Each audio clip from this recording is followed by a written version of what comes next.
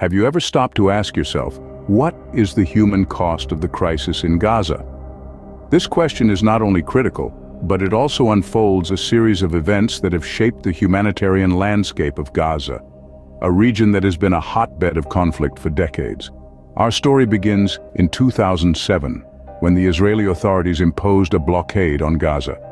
This blockade, a punitive measure in response to the election of Hamas, has had far-reaching consequences.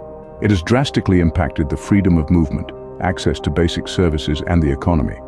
With the squeeze of the blockade, the people of Gaza have been living in what is often described as the world's largest open-air prison.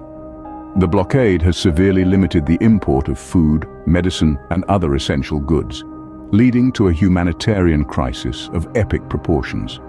Fast forward to the present day, the Palestinian Authority, the governing body of the emerging Palestinian autonomous regions, has not been without its share of criticism.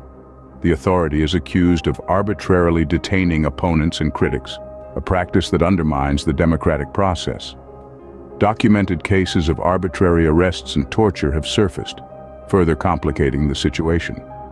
These abuses by the Palestinian Authority have led to an environment of fear and repression. Now, let us turn our attention to Hamas. The Islamic resistance movement, as it is known, maintains its position as a Palestinian Islamic national liberation and resistance movement. Its frame of reference is Islam, shaping its ideology and actions. Despite its controversial reputation internationally, Hamas remains a significant player in the Palestinian political landscape.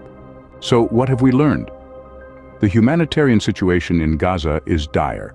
The blockade by Israeli authorities has created a crisis of freedom, access to services, and economic stability.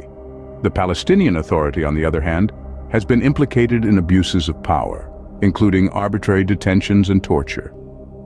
And amidst all of this, Hamas, with its Islamist ideology, continues to be a key player in the region. But remember, this is more than just a political game. These are people's lives. These are children who can't go to school, parents who can't provide for their families, and communities living in constant fear. The crisis in Gaza is a human crisis, one that demands our attention and action. It's time we move beyond the headlines and engage with the realities on the ground. Because the people of Gaza deserve more than just our sympathy. They deserve our understanding and our commitment to making their lives better.